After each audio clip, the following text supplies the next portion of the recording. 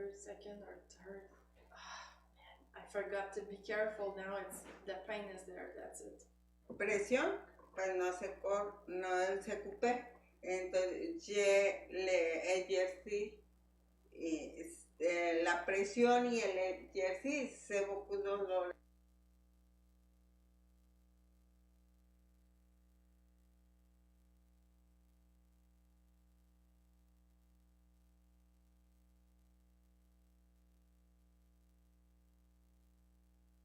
Testing 1, 2.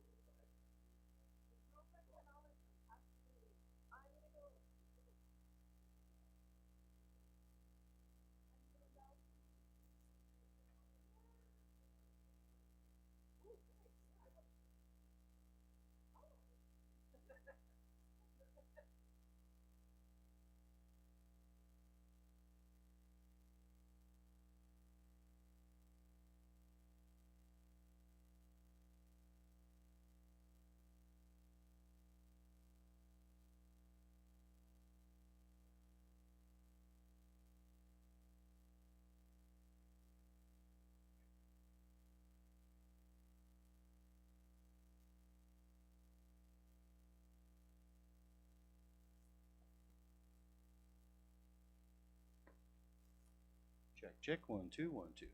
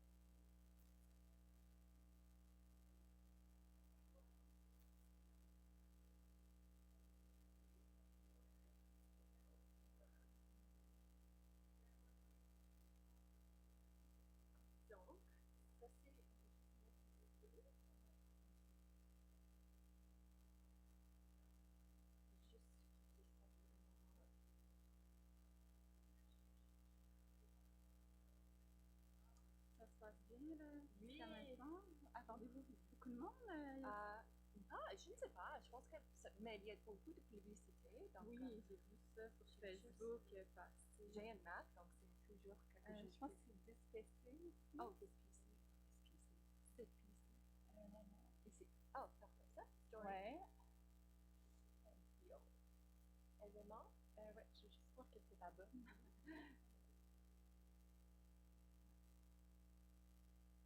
Donc, les choses qu'on peut faire, on la glisse. Oui, glisse dans le Day1. Oui, Day1. On va juste ouvrir ça. Oh, je sais pas. Mais ça va? Oui, ça va. Oui, moi j'accompagne Nadia Bastien, ma vétérinaire pour la présentation. Ah, ok. Ça, je suis à la bouche de la Ok. donc la dernière depuis 2 mois. Wow. Mais merci, pas de souci. Ok, je vais juste un élément. Est-ce que c'est pas Nora? Non. Non, je suis pas Nora, je suis H. Mais Nora et Constance, elle est deux femmes qui est vraiment comme. Ah, Nous suivent. Yeah. Yeah. So it's yes. Yes. I'll shake your hand again now. Yes. Ouais. Ça, donc, je pense que quel temps est-ce que tu es dans ça, là? Je pense que c'est 9h30. C'est ici, Nadia Bastien. Ok, donc, comme ça, je vais mettre dans le panneau 1. Mais je vais juste là. Ok, je pourrais le faire pour Et Nadia. donc, je vais ouvrir la présentation quand tu es prête. Et C'est pas moi qui l'a fait. Oh, c'est ton collègue, désolé. Donc, quand elle est ici, on a des pointeuses aussi avec des juste là. Et je vais donner un pointeur. Ok. C'est cool? Ok. Oui, c'est super. Donc, Parfait. tu peux prendre ton ici, je pense. Ouais. C'est bon. Merci.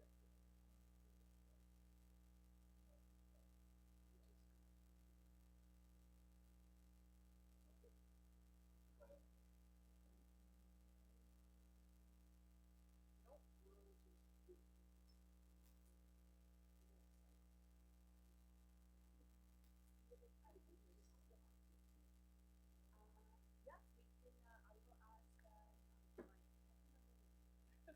I'm sure you have a lot of this one to do with remember the names. Because, the copier is not like getting cover, like just so it's not sure. It's not actually. Yeah, I'll go up and talk about it. But other than that, we're good. And this is from we talking in this mic or something. Yeah. I would also invite you to go up and use the microphone because I think it might be nice to try and start that soon. So maybe go up there, sit on the, be comfy. Is that okay? I'm not running it, but I'm just gonna invite you. Okay. I'll just stand. We can stand up there too. We can stand. But we'll see. Oh, yeah. Okay, great. Okay, I'm just gonna go.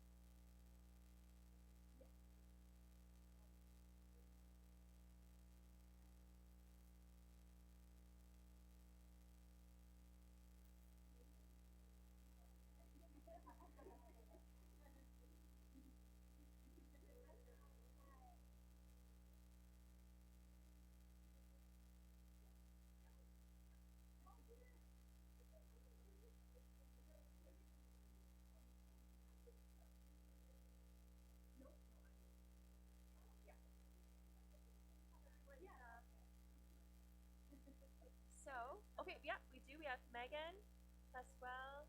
Okay, Yeah. perfect. Yeah. All right, we're good to go. Just to let everyone know that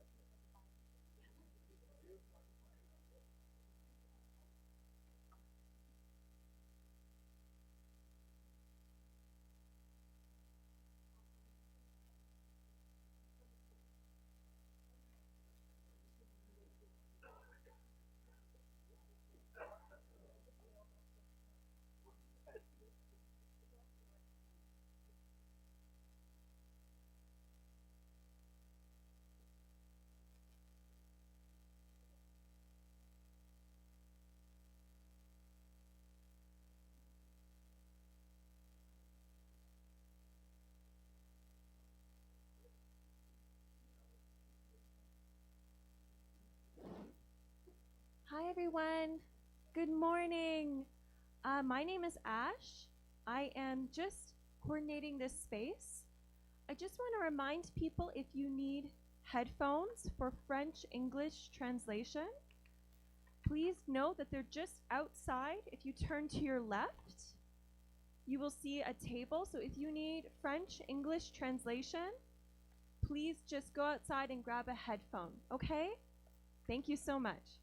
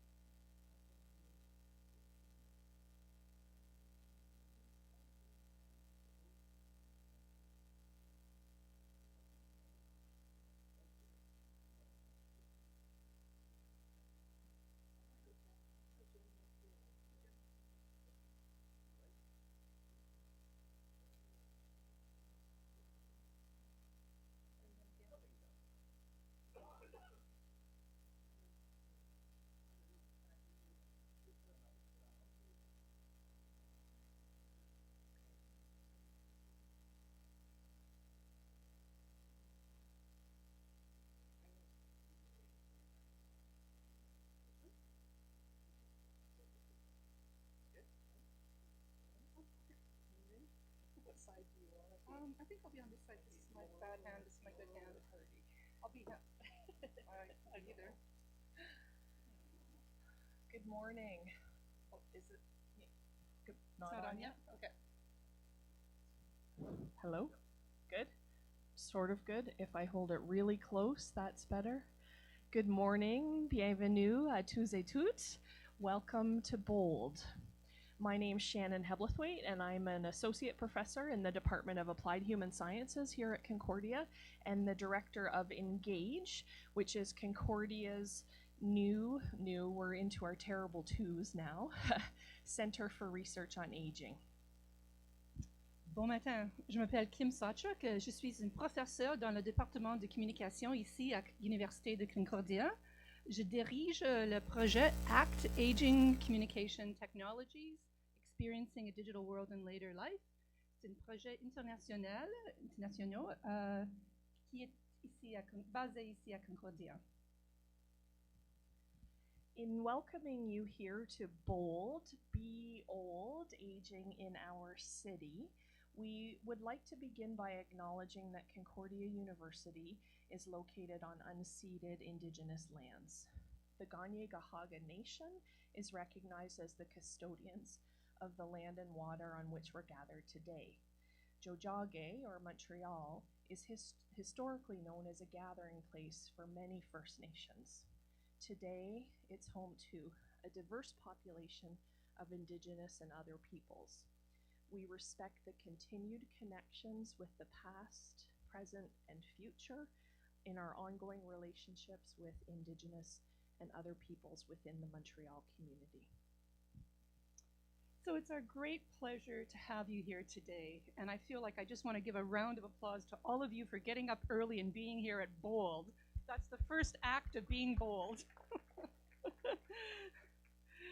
So BOLD is hoping to set an example for how it is that Concordia University is embracing the question of inclusion in the institution, and we're here to welcome you and your ideas.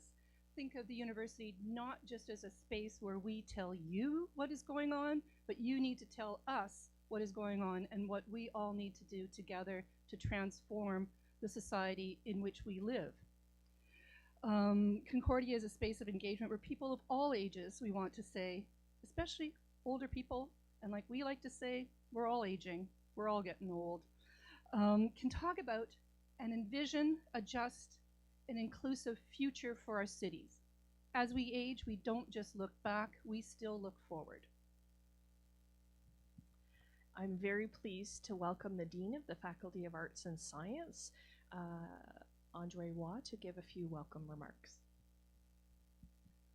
Thank you very much, Shannon. Thank you, Kim. C'est avec un grand plaisir que j'ai accepté l'invitation de dire quelques mots à l'ouverture de ce symposium. Et j'aimerais remercier ACT et ENGAGE pour la création de BOLD, Be Old. Le sujet est vieillir dans la ville. On sait que la population québécoise, la population montréalaise est vieillissante de façon accélérée.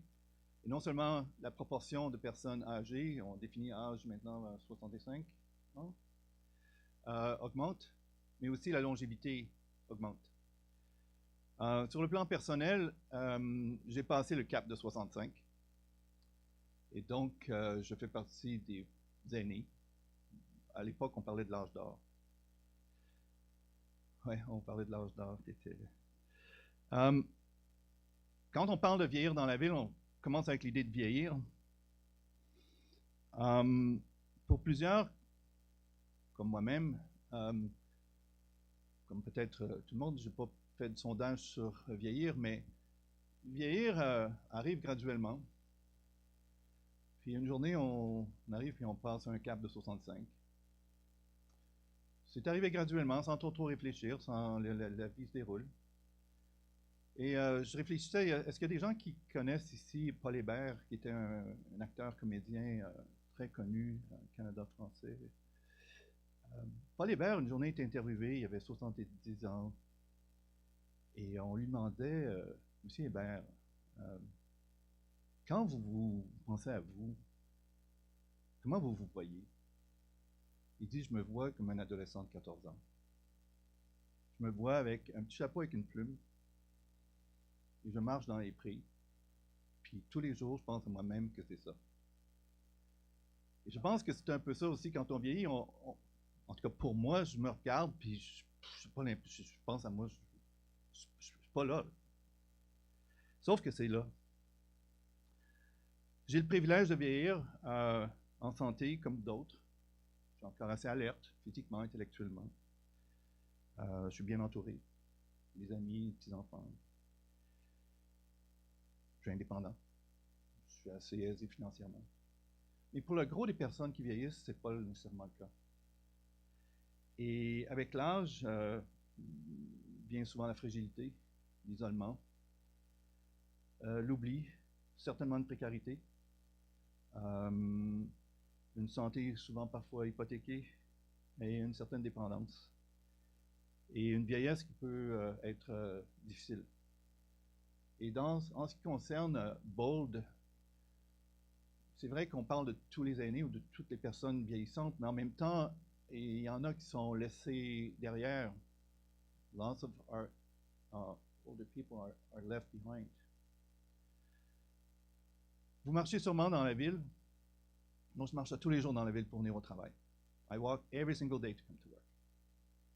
Who do I see on the street? I rarely see older people. And I think there's a title that I've seen flashing about the visible invisible. One thing that is happening for les aînés is sometimes this idea that you become invisible. It's difficult to be inclusive when you're not being seen. And that's part of this idea of aging dans la ville. Si vous pensez à la ville de Montréal, comment elle est structurée, cette ville, puis elle est structurée pour qui? Elle est structurée autour de réseaux de transport qui favorisent une mobilité maison-travail. Quand on devient plus âgé, le travail prend une portion bien moins importante dans la vie et on devient un petit peu comme exclu simplement par la structure de la ville.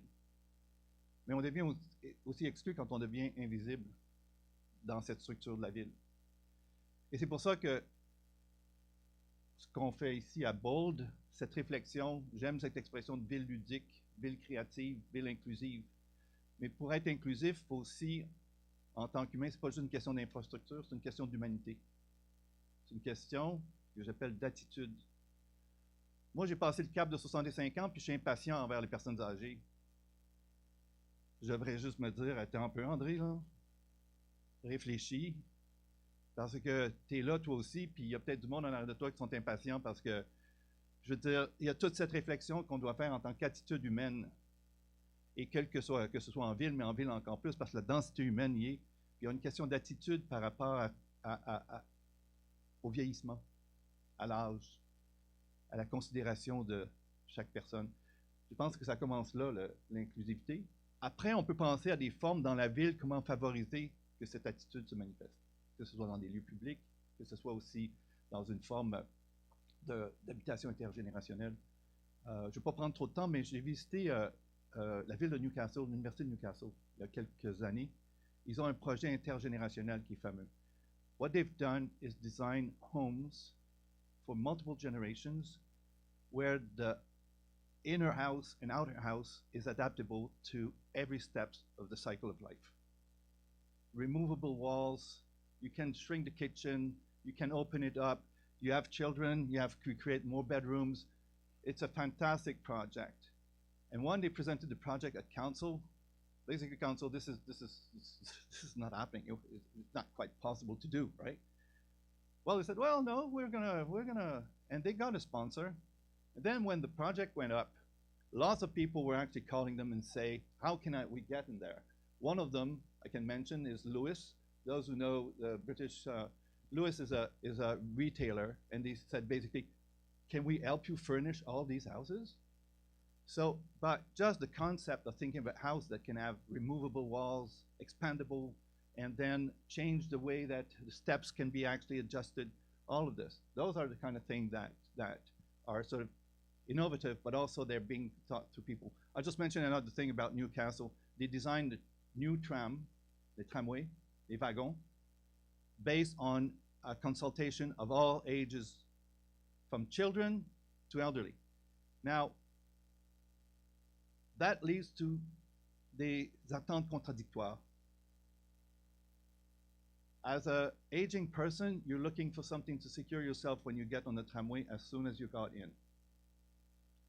But if you're traveling with your bicycle, that thing will become an obstacle, and getting on the tram will be complicated.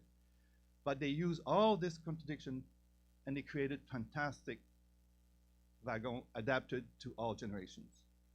So these examples exist here too, but I'm just mentioning Newcastle because I happen to have seen it. This symposium is essential. It's about Inclusion City, and I want to thank the organizers. I want to thank the sponsors.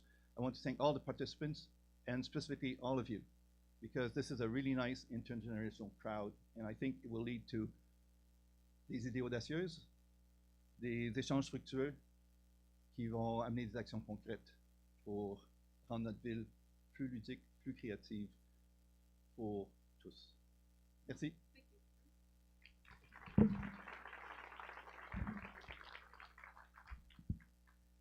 So BOLD brings us together to ask this question: how can we counter the forces of exclusion in later life to create cities that are more inclusive?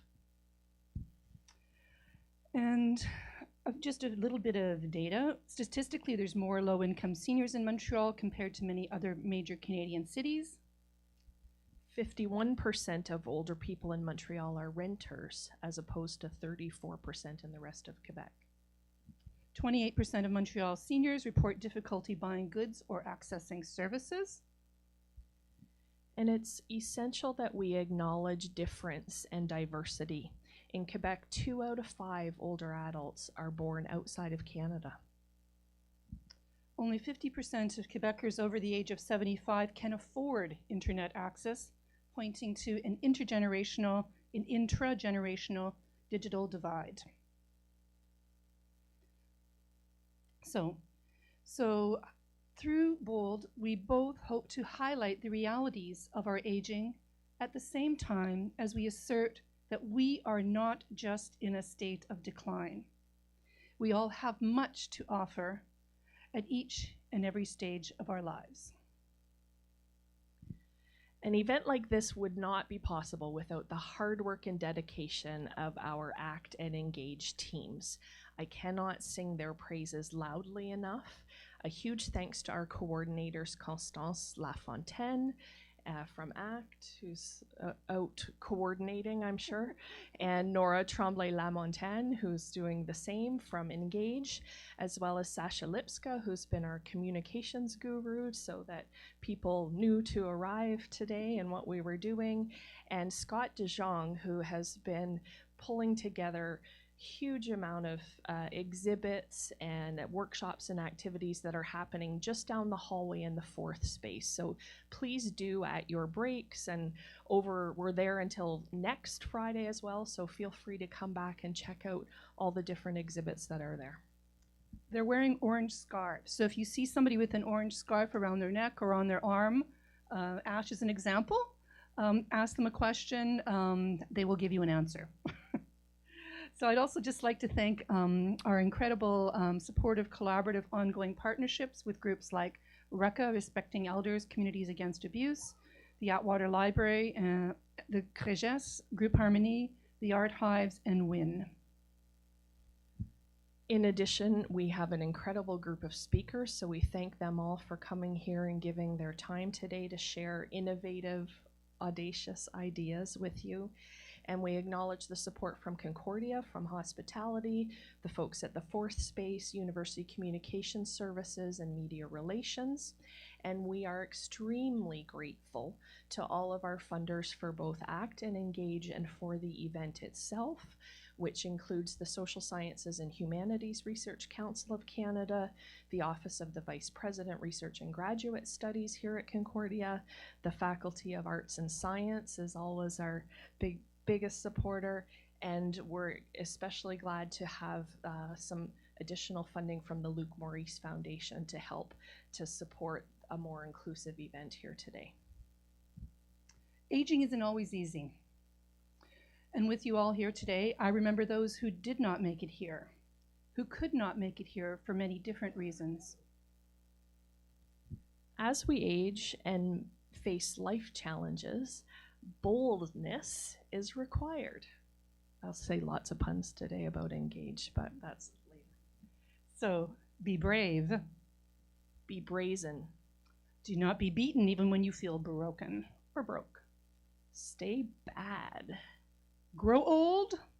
And be bold. Thank you.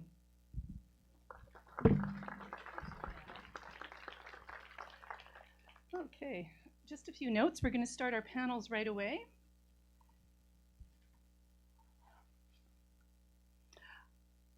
I'd like to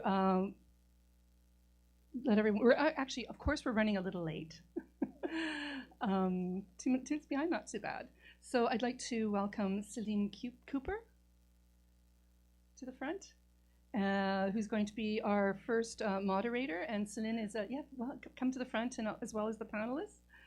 Celine is a journalist, Concordia researcher, and a member of our community, and a real advocate for issues related to older adults in Montreal. And we really thank her for being here today. And she's going to introduce everyone else on the panel. So welcome to Bold, everyone, and welcome to our first panel. Is there anything else to say? Sorry. Hi, everyone. Sorry, this is Ash speaking, the model of the orange scarf. There's a lot of lovely people that are coming in and are having a hard time finding a seat. So just out of the spirit of community, I just invite everyone just to move inward so that folks, when they come in, they have a seat. So if you can just move, if you have access needs though, please do not feel the need to move. But if you do not have those access needs, I invite you just to move a bit closer to the person beside you, so that folks don't feel like they have to sit on those stairs. Thank you so much. And one more quick, as you're shuffling around, washrooms are just to your left as you exit the cinema straight ahead. There are gender inclusive washrooms on the, where did that go? 3rd floor in the library building if you take the elevator up there. We are translating everything, so there will be presentations in French and in English, so grab some headsets outside if you didn't see those, and we have our LSQ interpretation happening as well. And one last thing is that during the day, in the giant orange tent, we have the wonderful Nura Breck, who is going to be creating a podcast.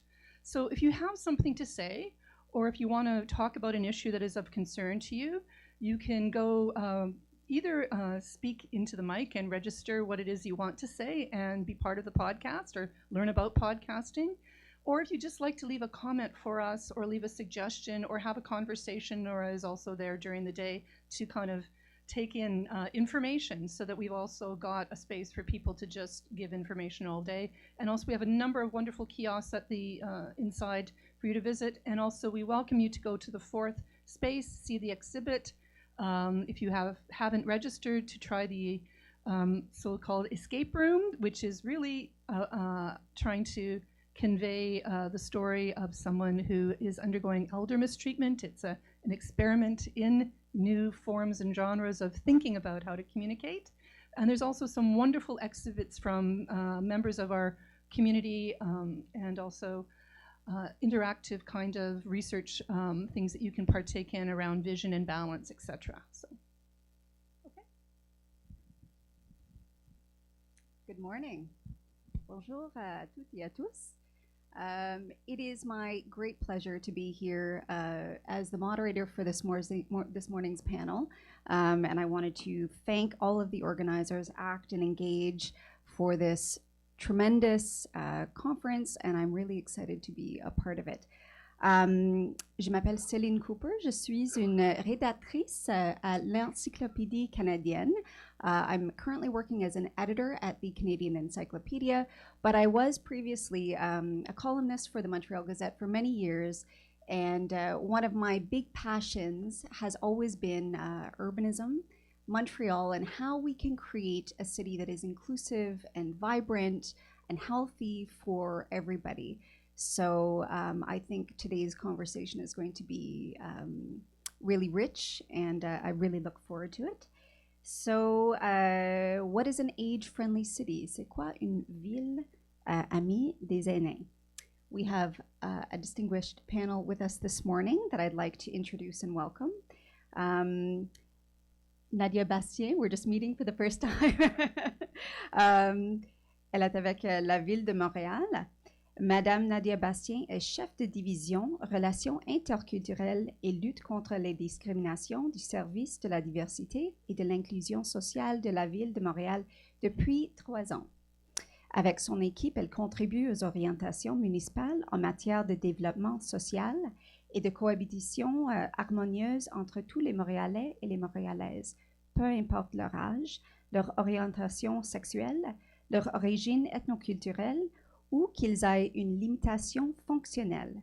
Elle détient un baccalauréat en éducation spécialisée, une maîtrise en administration des affaires, ainsi qu'une DESS en gestion. Bienvenue. Next to her is Meghan Joy from Concordia University. Meghan Joy has a Master's of Science in Planning, a PhD in Policy Studies, and is an assistant professor in the Department of Political Science here at Concordia. Her research interests include the politics of population aging, theories and practice of progressive politics and policy in cities, and the shifting policy role of the nonprofit sector. Welcome. And finally, our last but not least, our third panelist, Pascual Delgado, avec l'Alliance des communautés culturelles pour l'égalité dans la santé et les services sociaux, ACCÉSSS. Pascual Delgado est actif en tant qu'organisateur communautaire à Montréal depuis 1971. Originaire de Cuba, il est diplômé de l'Université de Puerto Rico ainsi que formateur interculturel et consultant expert en gestion de la diversité. Depuis 2004, Pascal travaille à l'ACCÉSSS, regroupement dont il est l'un des fondateurs. Il travaille également à développer les outils et les ateliers de formation pour les programmes de services destinés aux aînés issus des communautés culturelles et aux intervenants des institutions publiques. Bienvenue. So we have a very rich conversation coming up. What I will invite the panelists to do each in turn is take 15 to 20 minutes. They've got a presentation. It will be free-flowing. Ça va dérouler en anglais et en français. Donc, n'hésitez pas de demander des questions après, soit en anglais, soit en français. If nobody has any reservations about the order, maybe we can begin with Nadia. Ça te convient? OK, c'est parfait. Nadia.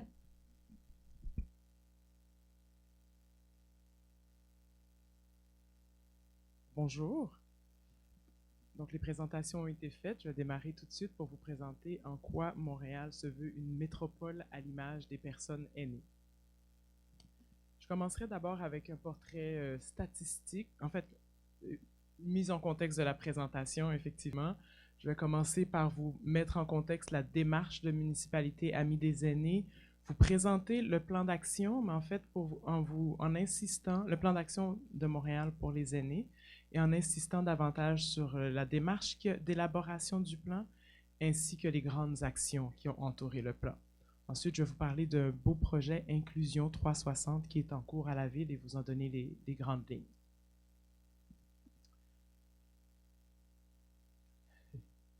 Quelques statistiques quand même assez parlantes sur Montréal, quoique les personnes qui ont parlé avant moi, je pense, en ont fait un très beau portrait.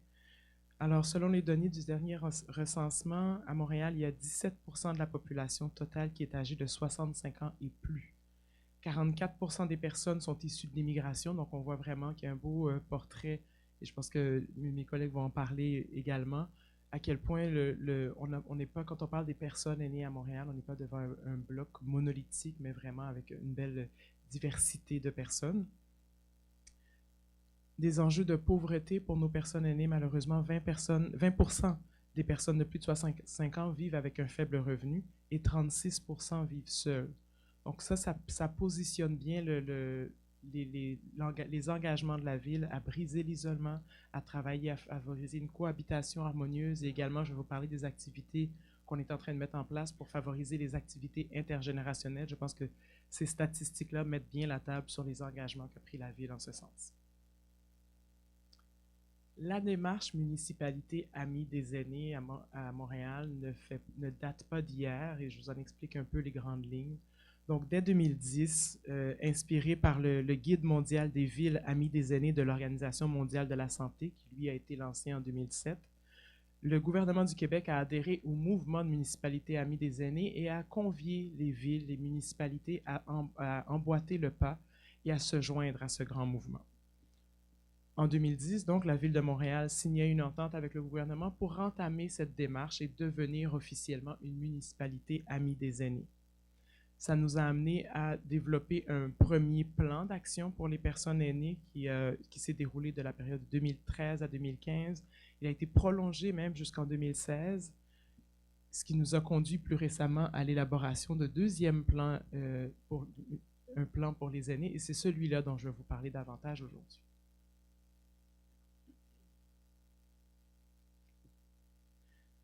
Alors, le processus d'élaboration de ce plan-là a été un processus participatif. C'était très important pour la ville que les aînés, le plus grand nombre d'aînés, puissent prendre part à l'exercice d'élaboration du plan de la ville. L'enjeu était de rejoindre naturellement les aînés les plus isolés, de s'assurer de la plus grande participation de tous et de faire un processus le plus participatif possible. En ce sens, nous avons engagé un processus de discussion avec la communauté qui s'est fait par différents moyens.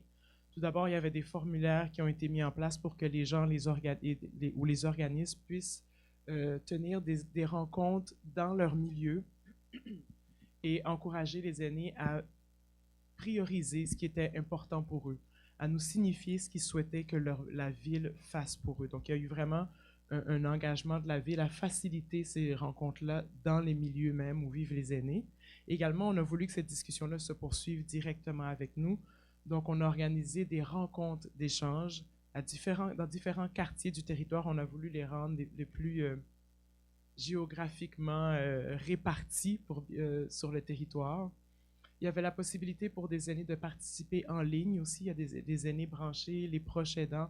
Donc, il y avait un sondage qui était disponible en ligne où les gens pouvaient en une dizaine de minutes répondre à certaines questions, prioriser encore les orientations de la ville et soumettre surtout des commentaires. Fort des recommandations de certains partenaires, on a aussi mis en place un système téléphonique pour que les gens puissent participer au sondage avec un soutien téléphonique, justement pour les aînés non branchés ou ceux qui n'avaient pas la possibilité de se déplacer dans les rencontres d'échange.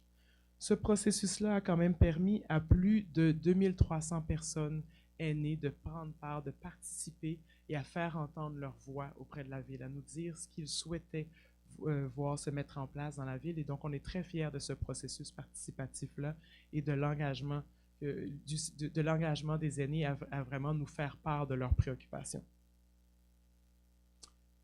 En plus de cette participation citoyenne, la ville s'est fait aider d'un comité aviseur qui était composé de grands regroupements de personnes aînées, d'institutions qui travaillent auprès des aînés, la direction de la santé publique. Il y avait des représentants de grandes institutions qui collaborent régulièrement avec la ville et qui sont également préoccupés par les enjeux aînés. De la même façon, tout ce processus-là, qui était coordonné par le service de la diversité et l'inclusion sociale, a mobilisé les différents services de la ville. Donc, on avait aussi un comité à l'interne pour aller chercher nos collègues d'autres services de la ville, nos collègues d'arrondissement, pour vraiment s'assurer que les préoccupations des personnes aînées soient transversales et soient également prises en compte par les collègues au niveau de la planification immobilière, au niveau de la planification du territoire, les collègues en habitation, pour vraiment que toutes tous les services et toutes les unités qui font en sorte, qui réalisent les interventions de la ville soient conscients et prennent part également au processus d'élaboration du plan d'action aînée.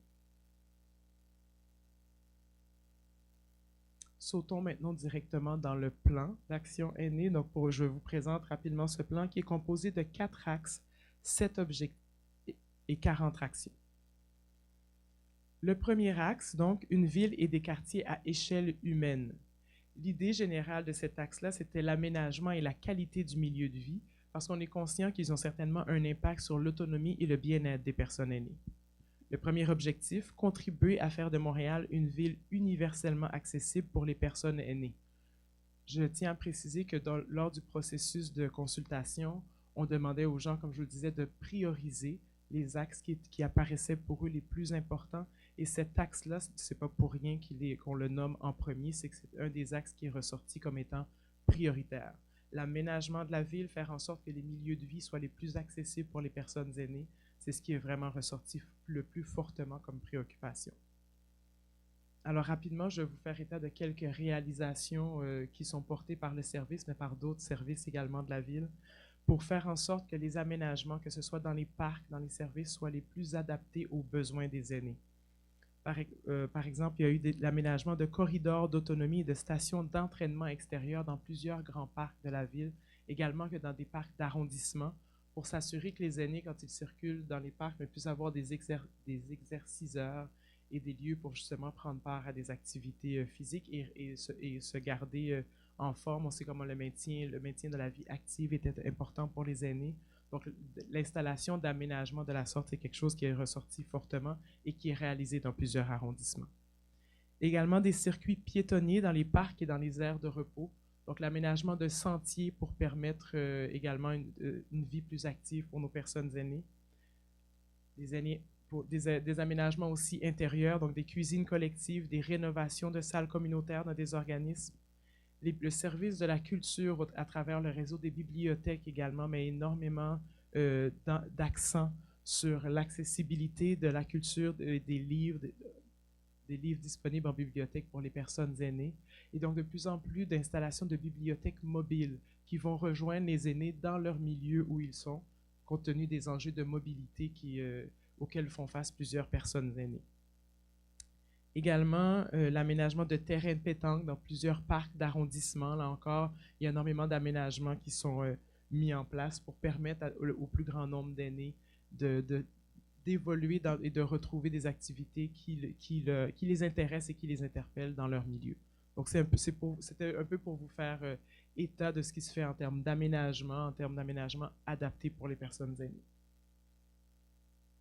L'objectif 2, je vais le passer rapidement, c'est la sécurité des personnes aînées dans l'espace public et dans leur résidence. C'est aussi un élément qui est ressorti fortement, la sécurité des aînés. On a énormément de services qui y contribuent. On travaille de plus en plus avec la direction de la sécurité publique. En ce sens, le service de la voirie, le transport y contribue. On n'a pas, à ce stade-ci, j'ai pas de statistiques sur les réalisations. On est en train de faire un bilan mi-parcours et je vais vous en parler tout à l'heure du plan. Vous comprenez que ces enjeux d'aménagement au niveau de la sécurité, ce sont des grands projets qui prennent plus de temps à se mettre en œuvre. Donc, on aura à partir de cet automne vraiment un bilan mi-parcours en bonne et due forme. On va pouvoir vous indiquer vraiment un peu plus les avancées qui ont été faites par ces services-là. L'axe 2 maintenant du plan d'action pour plus de cohésion sociale. Alors, je vous parlais que le service de la diversité sociale, on travaille beaucoup à la cohabitation harmonieuse, faire en sorte que les aînés entretiennent des relations harmonieuses, sont respectés dans leur réalité et se sentent pris à part, comme des citoyens à part entière. Donc, c'est un peu ce à quoi veut répondre cet axe. Le premier objectif, contribuer à la lutte à la pauvreté, l'exclusion et la maltraitance des personnes aînées plus vulnérables. Mieux faire connaître la réalité des personnes aînées à la population et contribuer à ce que les personnes aînées demeurent actives dans leur communauté. La Ville de Montréal n'agit pas seule. L'ensemble de ces arrondissements travaillent avec énormément d'organismes communautaires qui organisent des activités directement dans les milieux et on compte beaucoup sur les organismes pour être un bras opérationnel et rejoindre les aînés dans leur milieu. C'est pour cette raison qu'on a plusieurs appels à projets où on appuie des organismes communautaires dans leur milieu dans les milieux, pour mettre en place des activités intergénérationnelles. On a tout un nouveau programme, tout un développement d'activités intergénérationnelles pour faciliter les rapprochements entre les jeunes et les personnes aînées, pour briser l'isolement et nous assurer que les personnes aînées, justement, sortent de chez eux, se retrouvent à maintenir un lien social avec leur environnement. Il y a eu un appel à projet qui va partir prochainement d'ailleurs pour 100 000 $ pour appuyer des projets internationaux qui vont contribuer, comme je le disais, à une plus grande participation sociale, encourager les relations interculturelles aussi. On s'appuie là-dessus sur les données que je vous présentais tout à l'heure à l'effet que les enjeux démographiques de la population aînée. Également un projet pour on soutient à la ville un projet pour les aînés LGBTQ pour que vieillir soit gai. Donc, justement, pour faire en sorte que les aînés, dans toute leur diversité, soient pris en compte. L'axe 3, parce qu'on me signale qu'il me reste déjà très peu de temps, ça va vite. L'axe 3, des personnes aînées engagées dans leur communauté. Je pense que l'engagement des personnes aînées ne date pas d'hier non plus. J'en ai parlé tout à l'heure et on l'a vu lors du processus participatif d'élaboration du plan d'action, l'engouement des personnes aînées à faire entendre leur voix. Donc, la Ville travaille également à favoriser la participation citoyenne et l'engagement social chez les personnes aînées. Donc, d'assurer la représentativité des aînés, c'est aussi un élément qui est ressorti fortement lors des consultations, de s'assurer de la représentativité des aînés dans les instances démocratiques de la Ville, de s'assurer que les aînés, que la voix des aînés soit entendue pas seulement au moment de l'élaboration du plan d'action, mais également dans tous les processus consultatifs de la Ville. Là-dessus, on travaille avec la table de concertation des aînés de l'île de Montréal qui va mener à bien des projets de mobilisation justement pour faire connaître les différents lieux où les aînés peuvent faire entendre leur voix, encourager les aînés à prendre part à tous les processus de consultation que mène la Ville. Hier soir, j'étais justement à une consultation à laquelle la Ville participe en ce moment sur le racisme et la discrimination systémique. Donc, justement, la table de concertation des aînés travaille à mobiliser les aînés pour que leur voix soit entendue dans tous les processus de consultation, même lorsqu'ils ne sont pas identifiés clairement pour les personnes aînées. Ce sont des enjeux qui touchent également les aînés et c'est important pour nous d'entendre les préoccupations qui en ressortent. Il y a également la caravane de la démocratie qui est un projet qui est mis en place par le bureau de la présidence, là encore avec l'objectif de rejoindre les aînés dans leur milieu, en fait, de rejoindre l'ensemble des citoyens dans leur milieu, mais on insiste sur celui-là parce que la prochaine caravane de la démocratie se fait à l'intention des personnes aînées, justement, pour leur indiquer les différents leviers, les différents moyens dont ils peuvent se prévaloir pour faire entendre leur voix et présenter, en fait, leurs préoccupations, insister sur les préoccupations sur lesquelles ils voudraient que la Ville agisse davantage. Enfin, le réflexe aîné au cœur des partenariats, optimiser les partenariats à l'interne comme à l'externe des instances municipales. Comme je le disais tout à l'heure, la Ville n'agit pas seule, donc ces mécanismes de coordination entre les services centraux et les arrondissements, mais également avec tous les partenaires, les partenaires institutionnels, les autres paliers de gouvernement aussi, parce qu'on est conscient qu'il y a énormément d'enjeux qui se jouent aussi au niveau des paliers de gouvernement supérieurs. Et donc, pour la Ville, c'est très important de jouer ce rôle de représentation aussi de ce qui se fait dans les milieux municipaux, mais de les ramener au gouvernement provincial particulièrement. On parle aux enjeux de maintien à domicile, au niveau de la santé. Donc, la Ville souhaite maintenir ce rôle-là de représentation des préoccupations des aînés. Je terminerai rapidement en parlant du projet d'inclusion 360. La Ville met en œuvre à ce moment un projet d'implantation de l'ADS+, l'analyse différenciée par les sexes+. L'idée, c'est de vraiment prendre en compte les enjeux, les multiples enjeux que peut vivre une même personne et qui peuvent freiner son inclusion, qui peuvent être une barrière pour son inclusion.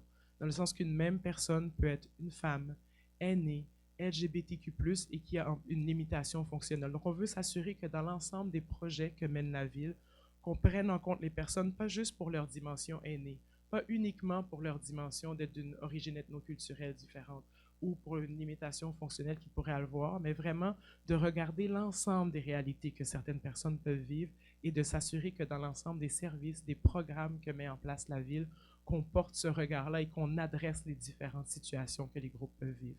Donc, on appelle ça l'inclusion 360, justement pour s'assurer de regarder la personne dans son ensemble et de faire en sorte qu'on devienne effectivement encore plus une municipalité à l'image des personnes aînées.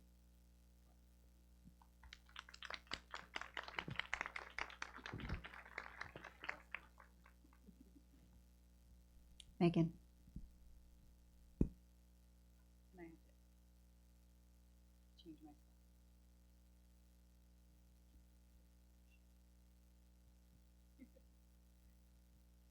Okay, we're on. All right, so today in my presentation, I'm asking this kind of bigger question. What are age-friendly local governments? And this is a question that I began to ask myself as I was doing a PhD in policy studies and political science. You know, as more and more local governments in Canada, as we were just talking about in Montreal, and worldwide have begun to adopt these age-friendly city policy strategies, or municipalité à mi-designer in the Quebec context, I wanted to really ask, what is the local government's role and capacity here?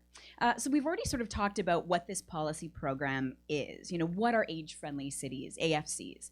So I really understand them as kind of a place-based or a place-oriented policy program really intended to support senior citizens to age in their local environments. So as we discussed, the AFC concept was developed by the World Health Organization, and it includes this very comprehensive checklist of different actions in several areas. So this includes some really big ticket items, right, around affordable and accessible housing and transportation available in neighborhoods, accessible health and social care in neighborhoods, planning and urban design, accessible communications, efforts to encourage social participation, as well as civic engagement, and efforts to combat ageism as well. So the intention then is that this checklist can be used by local governments, by nonprofit organizations, and by senior citizens themselves to really be able to assess how amenable and accessible is their local environment to senior citizens. And the intention then is that this exercise will form the basis for policy strategies that we were talking about in the case of Montreal, for local governments to really adopt age-friendly city strategies. And this is what we're seeing all across the board, which is exciting. In the Canadian case, the AFC program is endorsed by the federal government as well as the provincial governments, who offer some kind of how-to guides, some kind of competitive grant programs to support both local governments and NGOs to begin to design these age-friendly city policy strategies, and also to help them to action some of the items, some of their actions that they want to take in all of these different policy areas. So it's important to establish here that the program is voluntary. It's not mandated by other levels of government. So in the literature so far, there has been research on some gaps and challenges in AFC policy practice in all kinds of different cities that are trying to really action these programs. And so some common issues include initiatives that are fairly small scale, so really great programs, but it might just be kind of one park has 2 new benches that are accessible, or maybe one community center has one program, and that program might be short term, kind of only funded on a pilot basis sort of thing. So what the literature is finding is that not a lot of really large scale programs are happening. Also, a lot of reliance on voluntary labor, on the nonprofit sector, on senior citizen volunteers. In many ways, because some of these programs are quite inadequately resourced. They don't always have a lot of funding behind them, or that funding's very ad hoc and kind of on a pilot basis. Also, in a lot of places, not a lot of dedicated staff that are actually hired to just implement this particular file, the age-friendly city file. What we've also found in the literature is there's fragmentation kind of within cities. So one neighborhood might have really great programs, another doesn't. Also, of course, fragmentation between cities. It's a voluntary program, so one city might be age-friendly, whereas the city next door isn't. So some gaps here. Also, another thing that we found in the literature is that the program can, in some places, be targeted only to very specific groups of seniors. So very well-to-do seniors, for example, or very isolated seniors. It's very rare for programs to really be addressing, kind of understanding the full diversity of the needs of senior citizens. So it's exciting that Montreal is taking action in that way, and we're going to talk about this further in the panel. So this has led to critiques in the literature that that the AFC practice is not really resulting in really real, fundamental, tangible material benefits for senior citizens. So lots of small, great programs, but not a huge impact. And some of the literature has actually kind of said this is a symbolic, sort of a symbolic policy. It's not as meaningful as we would want. You know, and I found in some of my research there was this kind of constant, it's just another report that's going to collect dust. Kind of, there was a lot of concern and worry about that. And, you know, I kind of worry around that rhetoric, right, of this sort of understanding or dismissing of government as sort of inherently, you know, inefficient and ineffective, uninnovative, self-interested, because I think it really distracts from the real struggles and challenges that local government actors are facing and really trying to design and action these programs. And so, you know, as somebody that's in political science and policy studies, I wanted to figure that out. So my research really puts a spotlight on local governments. And here I define local governments both as including municipalities, but also these special purpose bodies like transit commissions, police boards, social housing corporations that have their own governing boards, because we have to think about how they're all working and operating together and aligning around these things. And, you know, because it's really important to study cities and how they're doing this, really, because they're understood as key actors in this AFC program, key institutions in really mobilizing, designing, implementing age-friendly cities, but actually their roles and capacities are very underexamined in the bulk of age-friendly city literature. So I tried to sort of fill this gap in my research. So I think there are kind of two interrelated dimensions that need to be understood first off when we begin to look at local governments in this way. And the first is sort of understanding them in this context of policy devolution, let's say. So a transfer of policy responsibility from more central governments onto more local governments. And in many ways, the AFC program itself can kind of be understood as part of this current trend that we're seeing today, where local governments are increasingly expected to address some of our major policy challenges today. You know, aging being one of them with the Age-Friendly City program, but also, you know, climate change, immigration settlement, economic development. There's a lot of pressure on local government around these policy areas, so understanding their capacity is really important. The other thing is, you know, in fact, over the last 20 to 30 years, we have seen a devolution of policy responsibility from central governments to local governments in key areas of the AFC checklist, like in transportation, in social housing, and it's really important to understand how local actors are actually operating within that context. I think secondly, it's also important to really understand the specific political features of local governments and how they can support or hinder policy strategies like the AFC program. So what do their political structures look like? Their features of local councils, the wards, having boroughs, how does all of this matter? Second, their policy responsibilities. What are they actually responsible for in relation to other levels of government?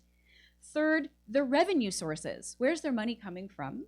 And then fourth, different bureaucratic and administrative systems. So I'm going to get into all four of these in a second. So in terms of my research thus far, I've conducted a really in-depth case study of the AFC program in Toronto to really explore the roles and capacities of local policy actors to implement this program. So when I started doing this research in 2014, Toronto had recently adopted the Toronto Seniors Strategy, so a similar age-friendly strategy that Montreal has. And they were in the process of implementation. And I became really interested in studying this policy program because there was actually a lot of critique against it in the media. Sort of the Toronto Star, a really famous reporter in the Toronto Star, came out and said, this is very small scale. This is just basically repeating what the city's already doing. And so I became interested in really understanding what was sort of going on there. A follow-up report in 2015 also did highlight there were some challenges around implementation. There were some gaps. So I became increasingly curious to really understand from those actors what challenges are they facing. So I did a lot of interviews, 82 interviews, with municipal politicians, both city councilors, so both former and current city councilors, different staff working in cities from all different departments, as well as those agencies like the transit commissions, the social housing boards. I also talked to a lot of NGOs or nonprofit organizations, both those that are providing kind of social services, home care, but also more policy advocacy or activist organizations. And that included a really activist senior citizens organization that was actively working with the city. So a little bit like La Table de Concertation that we were talking about earlier. Yeah. And then I also spoke to some actors from the provincial government, the federal government, and then some academic policy experts in the area. So I'm just going to highlight some of my findings. I have a lot because I did a lot of interviews, but just to highlight, I think, the high-level things.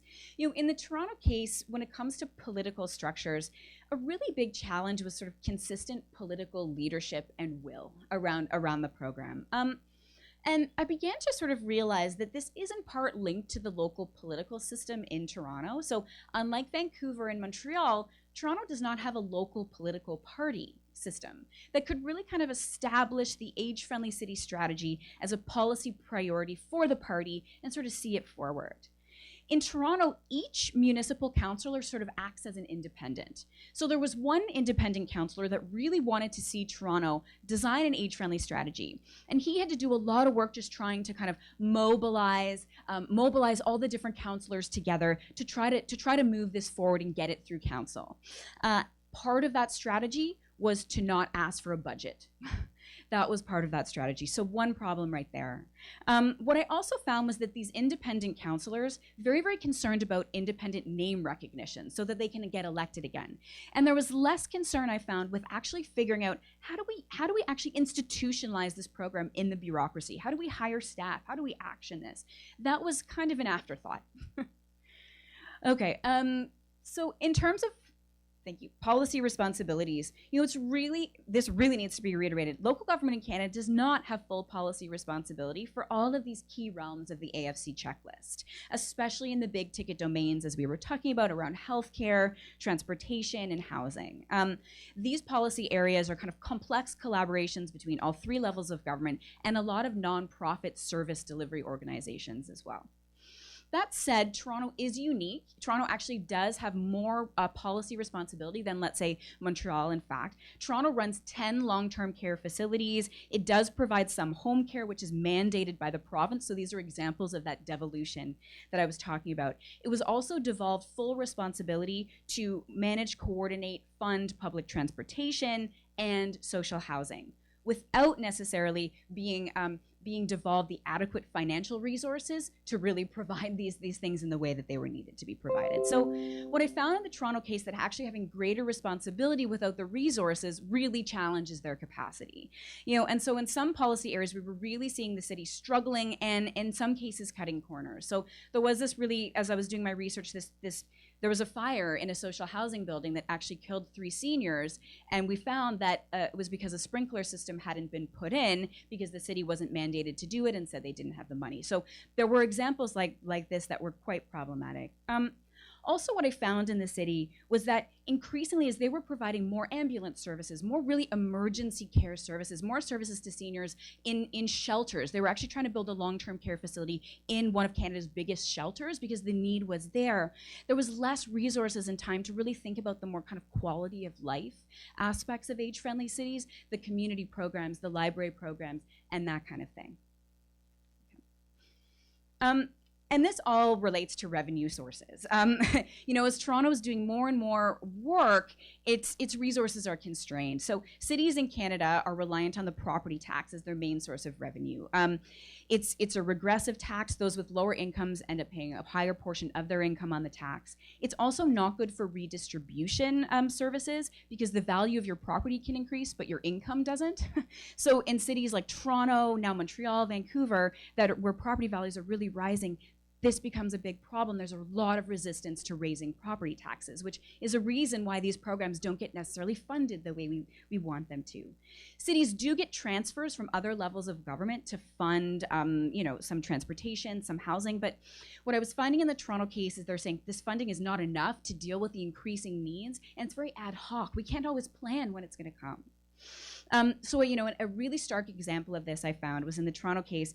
Toronto's accessible transit services, Wheel-Trans, was not even included in its age-friendly strategy. And this is because staff were just so worried that including it in the strategy was going to relate in more service demands, and they just couldn't handle it. And they said, it's okay, we're going to try to transition seniors onto regular transit services. And I quote in the quote, kicking and screaming is what the staff said, because regular transit services were supposed to be made fully accessible. However, staff in regular transit services said, we don't have the money from the province to really invest in these accessibility improvements in a reasonable amount of time. This is going to take forever. This is going to take years. So big problems there.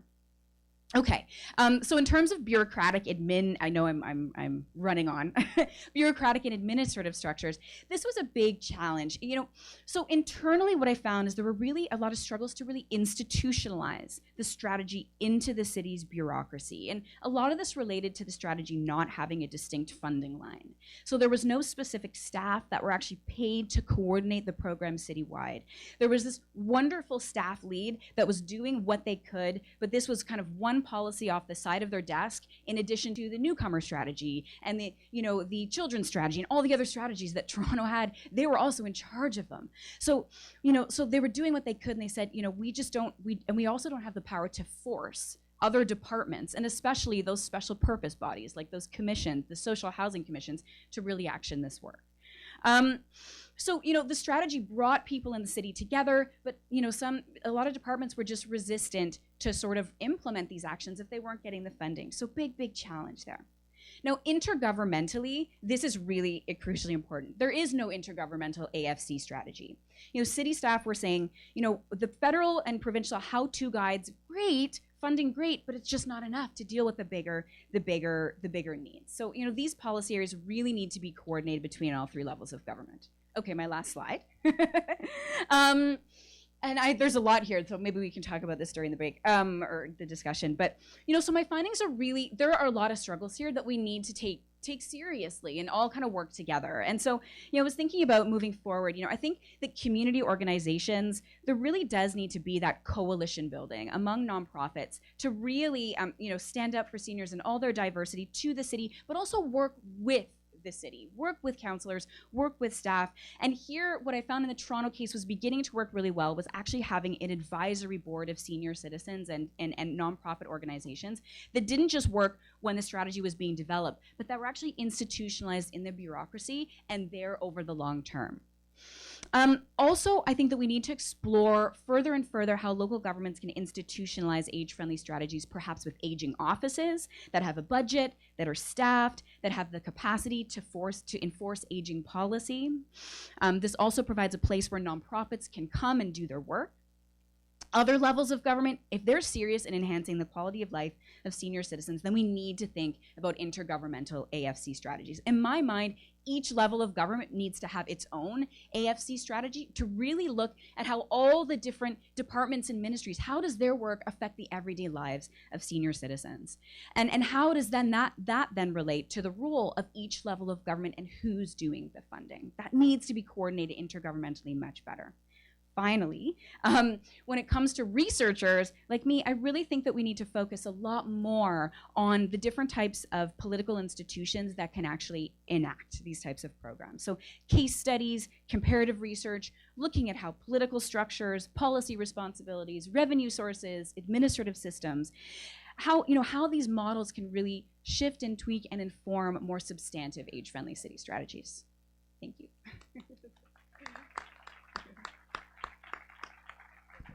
Pascual.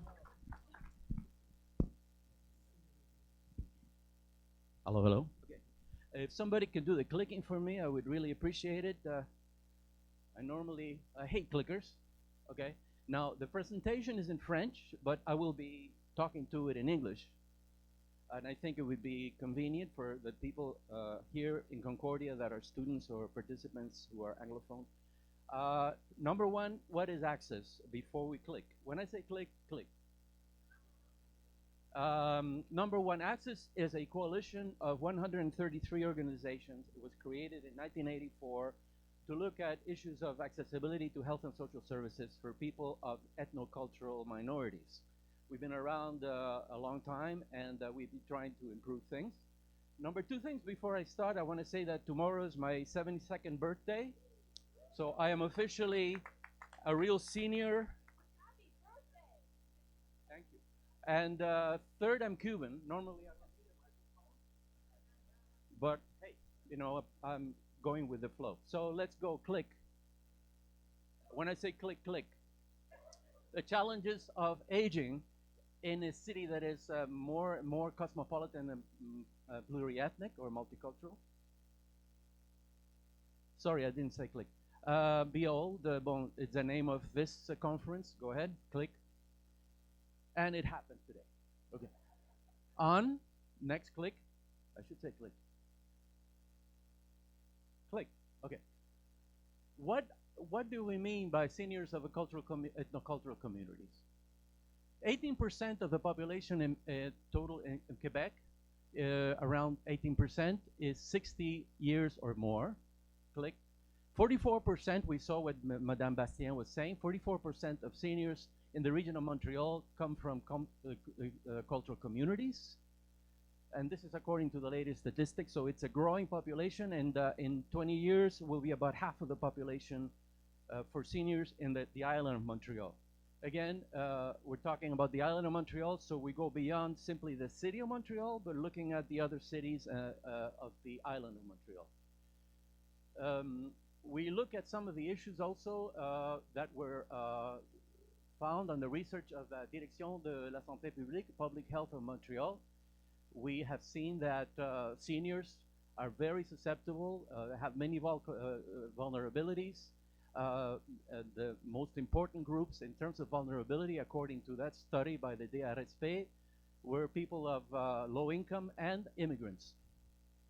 And this is from a study that was done by the Public Health Administration of Quebec in 2008, page 14. Click.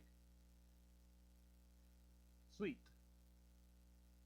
The portrait of seniors puts the emphasis on the fragility of certain subgroups of a population, of the aging population. Among them, we look at women, immigrants, and persons living alone. And we know that the majority of seniors in Quebec, 95%, are living in their own domicile, and many of them live alone in their domicile. So there's a question of isolation, social isolation.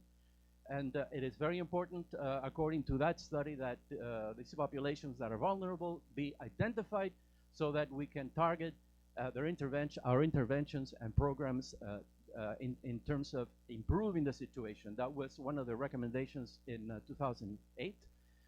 So far, focusing on social services and health, but obviously that touches upon many different areas, as Madame was saying before, different levels of government that must be involved in the process. Click. We started a research with looking at the situation of disparity between the quality and quantity of services and programs destined to seniors of certain ethnocultural communities. The way to do that, click, was to, well, we look first of all at the fact that the responsibility about improvement of conditions of seniors touches many different ministries and public institutions that are difficult to, they collaborate very difficultly. We have the problem of travail en silo, different ministries and different institutions that do not really collaborate with each other. So that's one of the major difficulties. It's very difficult already for a senior to navigate this complexity, click.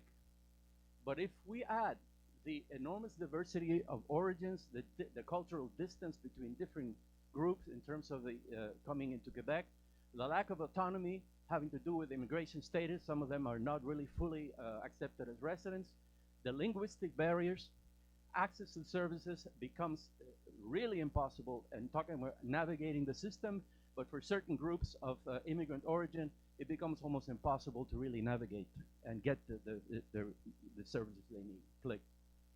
So in order to really understand, identify the situation, we looked at this hypothesis of disparity. We had to validate this hypothesis, and we did this through an internet poll that was sent to 220 organizations, community organizations, and also municipalities of the island of Montreal in July and between July 21st and 28th of August 2014. As you know, during the summer, it's very difficult to find anybody. Everybody's on vacation. So to actually get somebody to actually answer we would have preferred the better sondage. So that's the situation. Click.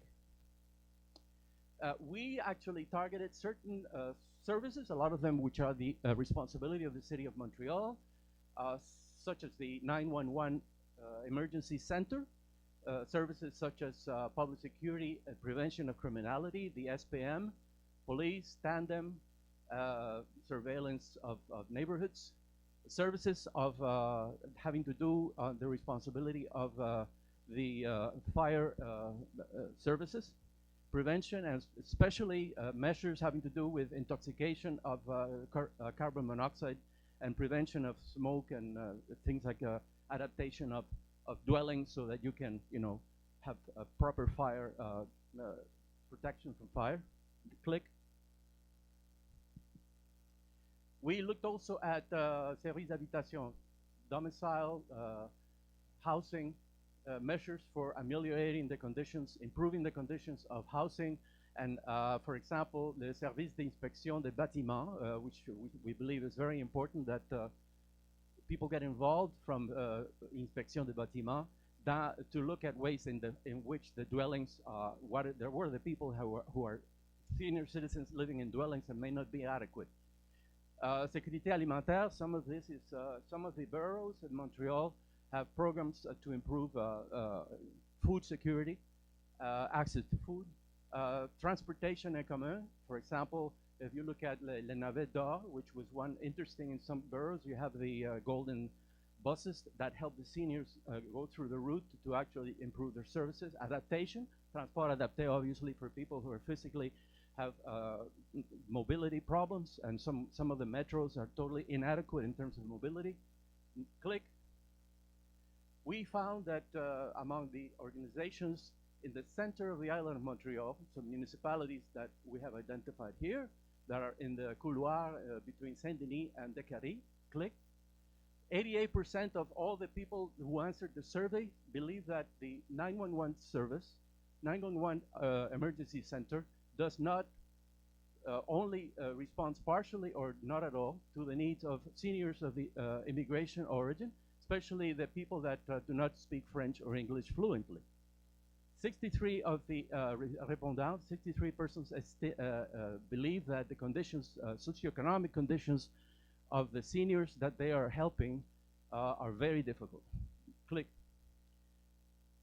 For the organizations of the center of the island, again, continuing, 58% of the people who responded the internet poll, they believe that the administrative services are not being offered in different languages. 58%, next, click. 41% believe that there's a complete lack of documents and services than mother tongues other than of the new immigration. People come from new immigration. Click. This is easy to find, by the way. You go around and you can get a hand like this to be able to point. The organizations from Centre-West, west center of the island. So, what I mean by that is municipalities that include Bordeaux, Cartierville, Côte-des-Neiges, La Salle, NDG, Saint-Laurent, Saint-Pierre, et Ville, Montréal. Click. 83% of all the people who answered believe that the public health authorities do not take into account diversity, ethnocultural diversity of the population. Click. 68% of respondents believe that the information of the services, administrative services of the city or the borough are not accessible to seniors that have speak languages other than French or English. Click. Among the organizations to the east of the island of Montreal, municipalities, arrondissements that are situated, click, generally to the east of Saint-Denis, click.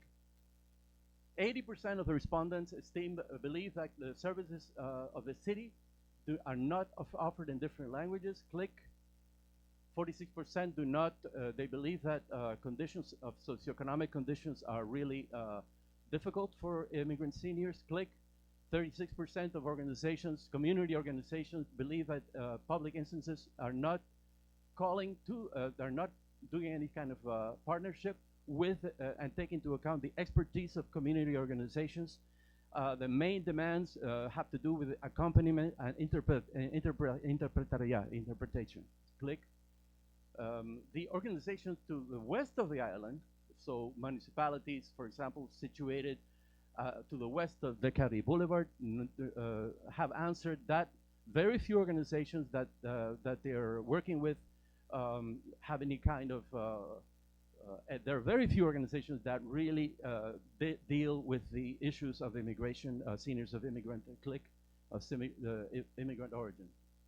This is to the west of the island. 100% of the respondents believe that the information and services of the city and of the borough are not accessible to seniors than languages other than French or English. 60% of organizations, community organizations, believe their clientele, senior clientele, is between 10 and 25% of all the people that come to see them, to knock at the door. 60% believe and it's esteemed that the Centre d'Urgence 911 emergency center is not adapted to respond to the needs of a multilingual clientele. And so this is the last slide. We believe in ACCÉSSS that we're working constantly in partnership with the City of Montreal to make sure that the action plan for seniors 2018-2020 will be, we're collaborating to make sure that they will be a success. Next, I think, okay. If you want to get in touch with us, that's the telephone number. And our website is available. If you want to click on www.access.net, we'll give you more information about us. I think that's the last slide, I believe. Yeah, merci, which in English is thank you. In Spanish, gracias. Thank you, and thank you to all three of you for your contributions. Merci à vous tous pour vos contributions. If my calculations are correct, we've got about 20 minutes or so for questions. We have organizers who are circulating the room with microphones. You may ask your questions in French or English. I have a feeling that there will be a lot of them. I'll do a gauge, and if there aren't any immediately, then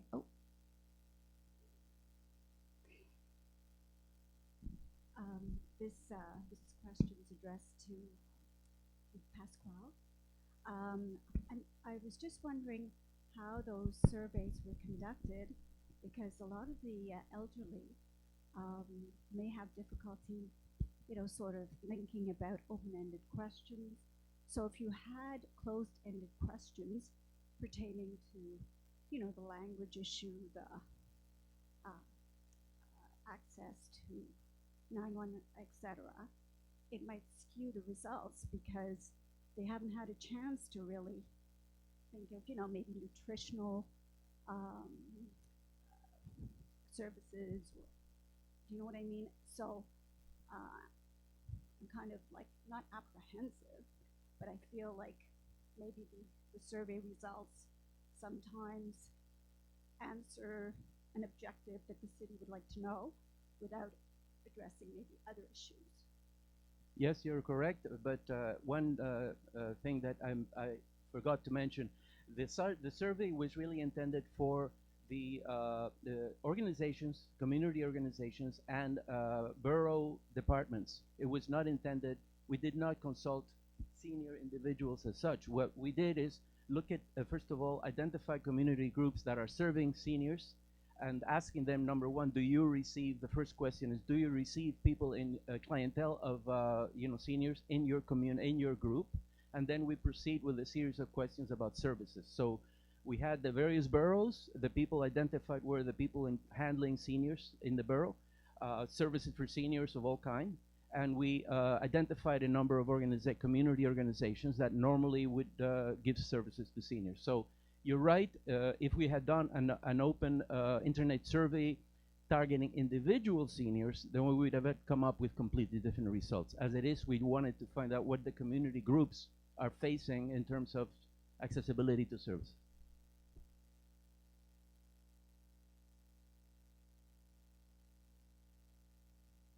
Bonjour à tous, Tania Gonzalez, je travaille pour le Conseil régional de l'environnement de Montréal en mobilité et résilience urbaine. Merci pour vos présentations à tous. Je voudrais en fait rebondir sur votre présentation, Meghan, quand vous parlez des défis intergouvernementaux, puis nommer, je ne sais pas s'il y a des représentants du gouvernement fédéral et provincial aujourd'hui dans la salle, non? Alors, on va leur transmettre le message. Il y a très peu de programmes qui existent, puis là, ça fait le lien avec votre présentation, Madame Bastien, au niveau de l'aménagement urbain et de la qualité de vie au fédéral et au provincial. À l'extérieur, il y a Raphaël Massé de la table de concertation des aînés de l'île de Montréal et mon collègue Nelson Cepeda qui est au kiosque, qui font la promotion du projet des 3 CLSC où on a mené des marches exploratoires avec les aînés pour sécuriser les abords des CLSC. On sait que c'est des clientèles vulnérables qui fréquentent, puis on a vraiment eu une démarche participative. Et avant cela, on avait fait un projet Vieillir en santé dans des quartiers sécuritaires qui également avait cette démarche-là vraiment de partir de ce que les aînés nous disaient, puis vraiment travailler sur des propositions d'aménagement. Donc, nous pouvons tous ensemble, collectivement, peut-être transmettre ce messe-là au fédéral. En parlant aussi des défis intergouvernementaux, hablo espagnol, c'est ma langue maternelle, comme vous aussi, et ça m'arrive régulièrement d'appeler pour des personnes péruviennes ou etc., pour prendre rendez-vous médical. Et c'est tout un défi pour les personnes qui ne parlent pas la langue parce qu'il faut rentrer le code d'assurance maladie. Est-ce que c'est G-O-N-T? J'ai bien compris? Oui. Ensuite, il faut enregistrer les chiffres et tout ça. Donc, le service téléphonique pour prendre des rendez-vous médicaux est vraiment un défi. Je sais que ça sort de la compétence de la ville, mais encore une fois, s'il y a peut-être des discussions qui peuvent être faites avec le provincial, je pense que tout le monde, si vous avez pris des rendez-vous, même pour moi, c'est très compliqué.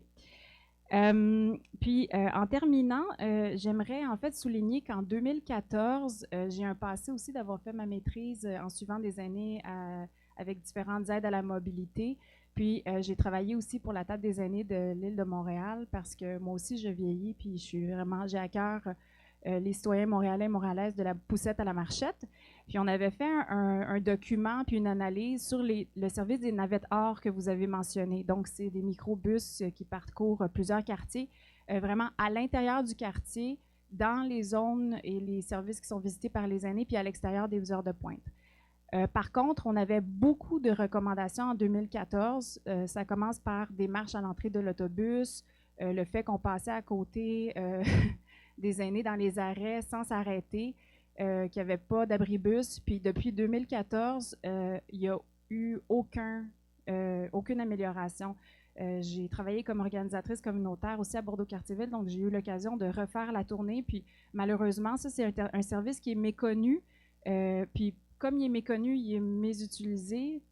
Comme il est mésutilisé, il n'y a personne qui prend compte de ça. Puis j'inviterais peut-être la ville parce que je sais que vous travaillez vraiment de bonne foi, puis je vois vraiment votre engagement à peut-être doter peut-être les organismes communautaires de ressources pour refaire cet exercice-là avec les aînés. On avait vraiment monté à bord avec les aînés, puis pouvoir contribuer à améliorer ce service-là qui est par ailleurs apprécié là, pour ceux qui l'utilisent.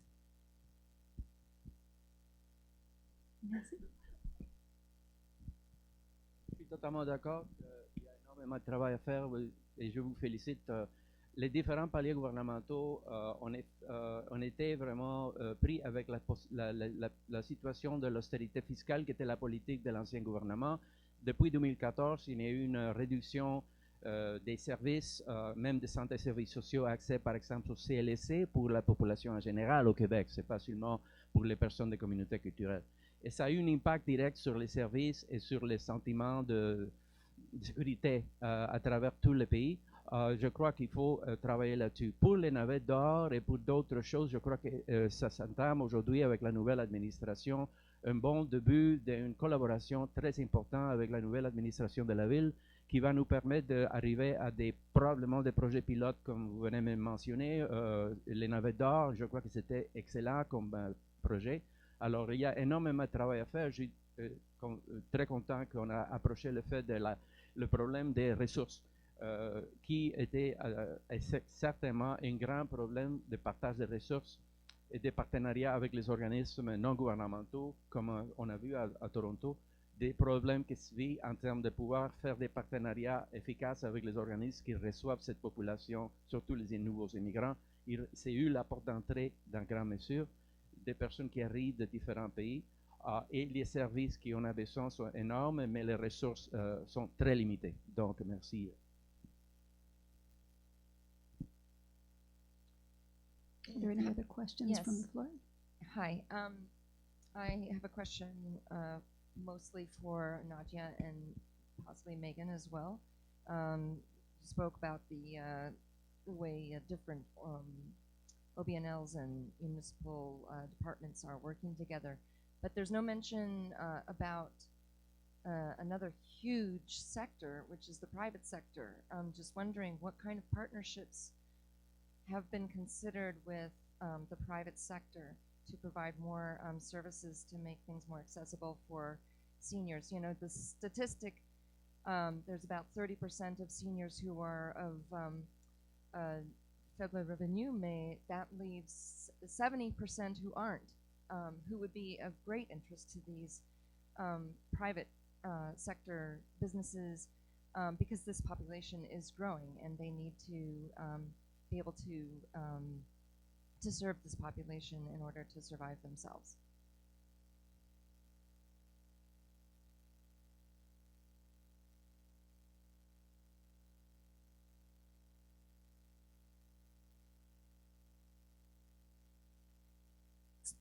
Ça fonctionne. OK, voilà.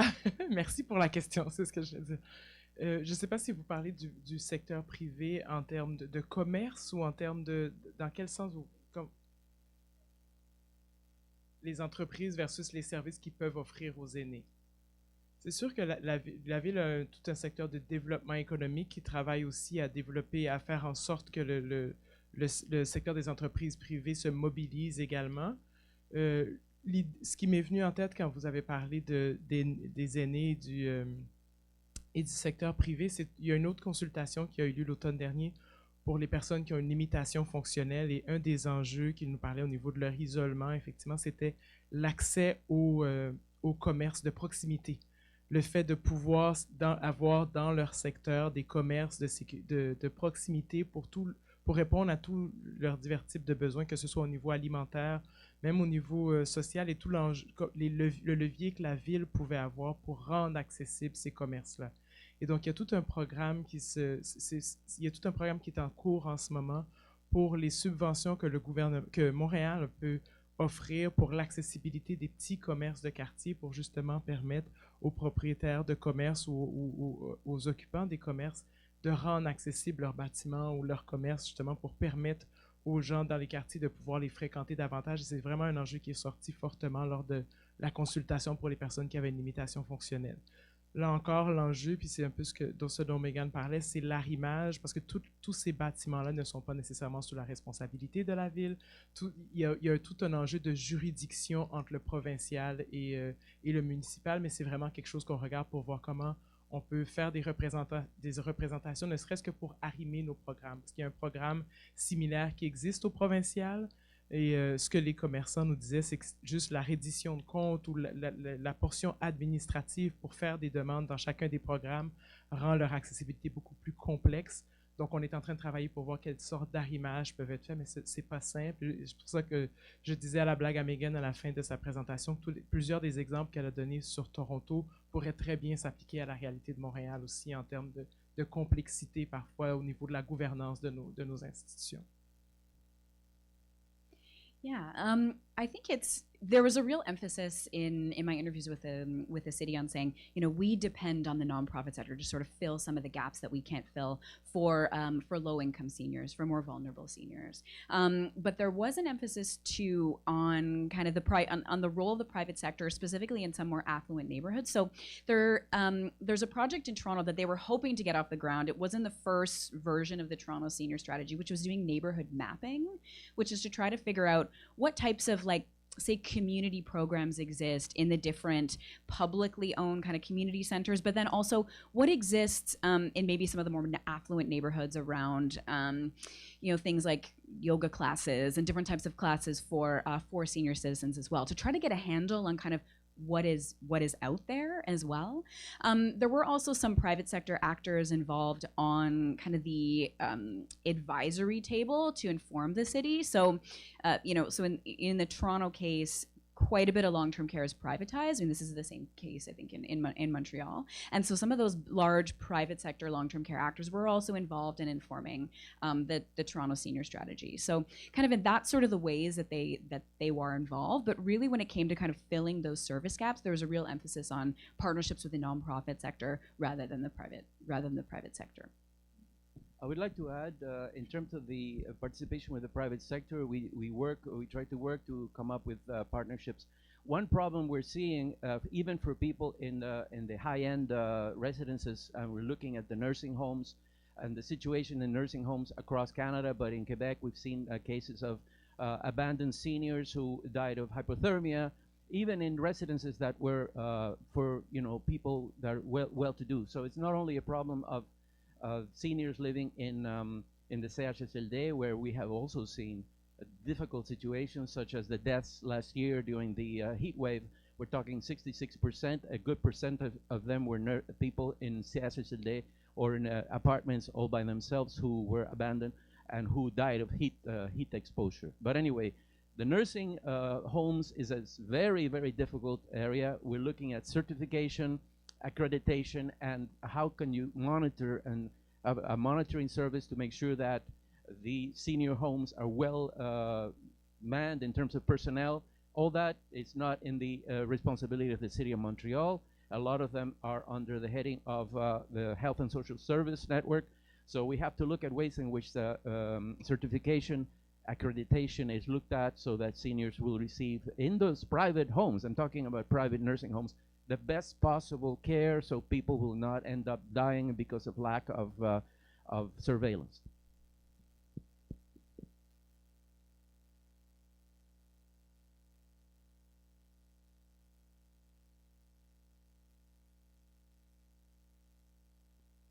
Rose, put another dime in the jukebox, baby. I'm not singing. You don't want to hear me sing. Hi, I represent the Cummings Center, and Nadia, Bastien, my question is for you because you were nice enough to help and work alongside us to arrange an English language consultation because there was none originally scheduled when the City of Montreal did their consultations on seniors. And we did it in short notice. We had over 400 people who showed up. And two of the issues that came up were English language to healthcare, access to healthcare in English, access to healthcare professionals in English, and also the internet. The problem that everything you're told is to go online to get your tax, caregiver tax credits, disability tax credits, any information you need, you're told to source online, which is a problem for a lot of seniors. So I don't know what came out of the consultation. I know they were raised, these points at our center. Effectivement, ça fait partie des points, je m'en souviens très bien, ça fait partie des points qui ont été soulevés. Le premier, au niveau de l'accessibilité de la langue, au niveau des services de la santé. Comme je le disais un peu plus tôt, la ville ne dispense pas de services de santé, mais c'est une préoccupation qui est ressortie très fortement. À ce niveau-là, c'est plus au niveau, le pouvoir de la ville, c'est vraiment un pouvoir de représentation des enjeux auprès du gouvernement. Mais je sais qu'il y a un service d'interprète qui est utilisé, mais au niveau du réseau de la santé, je parle, mais je peux pas vous en faire l'explication davantage. C'est vraiment quelque chose qui est porté par le réseau de la santé. Donc, c'est soit au niveau des CIUSS ou de la santé publique, il y a ces arrimages-là qui sont à faire. Pour ce qui touche au virage électronique, c'est un enjeu, celui-là, pour la ville aussi. On parle de ville intelligente, on est en train de faire le virage pour rendre certains services les plus accessibles en ligne. Et une des préoccupations que notre service continue à ramener, c'est de développer le plus possible le service qui est de multiples façons d'avoir accès au même service. Donc, par exemple, effectivement, un service qui s'offre également en ligne peut s'offrir également en présentiel ou avec un support téléphonique pour permettre aux aînés ou aux personnes plus vulnérables d'y avoir accès également. Je vous parle de la préoccupation qu'on a, de cette volonté qu'on a de ramener cette préoccupation-là aux services qui s'y amènent. C'est pas simple. Vous parliez tout à l'heure des liens interservices et des leviers qu'on n'a pas forcément. Souvent, quand on fait ces représentations-là, même à l'intérieur de la ville, la question qui nous est posée par les collègues, c'est est-ce que vous avez de l'argent pour qu'on puisse offrir ces services-là, ou est-ce que vous allez nous aider financièrement pour offrir ces services-là?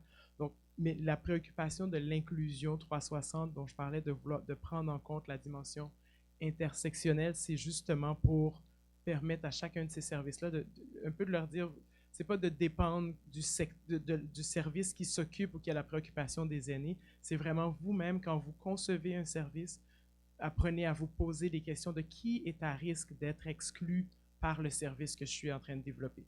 Quand je suis en train de développer une nouvelle plateforme en ligne, est-ce que je rejoins les personnes aînées? Est-ce que je rejoins les personnes qui ne parlent pas nécessairement la langue?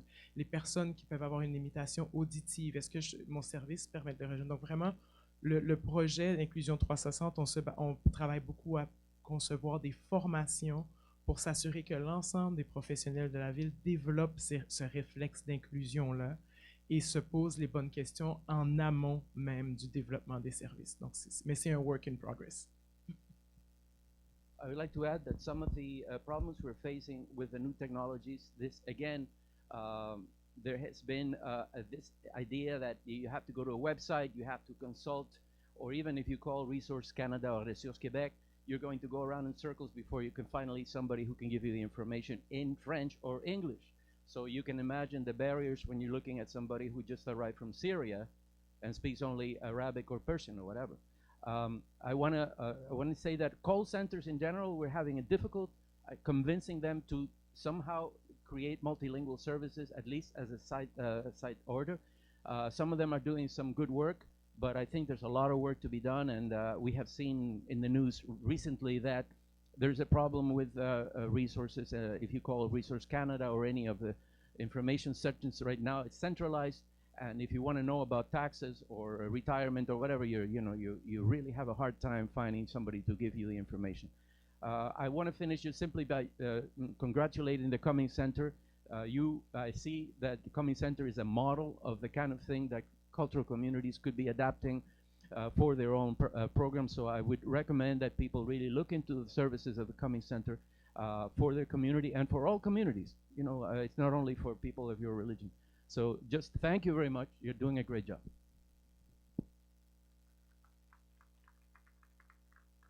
J'ai pris ma retraite, moi, il y a quelques années, et je demeure sur la Rive-Sud. Une des choses que j'ai trouvées positives lorsque j'ai pris ma retraite, le CLSC Champlain me dit il existe un cours d'à peu près 5 à 6 fois, on s'en rencontre une fois par semaine, on nous donne des renseignements sur la bonne nourriture, comment dormir comme il faut, avoir des activités physiques. Malheureusement, je l'ai dit à mes confrères qui ont pris ma retraite après moi, ça n'existe plus. Je ne comprends pas pourquoi la société québécoise ne pourrait pas prendre de l'argent ailleurs pour donner ce genre de renseignements-là, parce que si on prévent, il y a de la prévention de maladies, ça va coûter moins cher au gouvernement des hôpitaux, des centres d'accueil et d'aller voir des médecins. J'aimerais ça avoir un commentaire de vous autres. Vous avez absolument raison. Je crois que première chose que ACCÉSSS, mon organisme, toujours regarde, c'est la contribution au trésor. Donc, combien de personnes aînées qui sont une partie intégrale de notre société depuis sa naissance et à travers les années sont contribuées avec ces impôts au trésor du Québec et aux différents services publics. Il faut reconnaître qu'arrivant à l'âge d'or, on devrait avoir un retour sur nos contributions. Donc, on a eu un investissement direct sur la société québécoise. Les personnes aînées sont passées des années en contribuant, surtout les vétérans, par exemple. Et comment ça se fait qu'on ne peut pas avoir un retour en termes d'adaptation des services? Je suis absolument d'accord avec vous.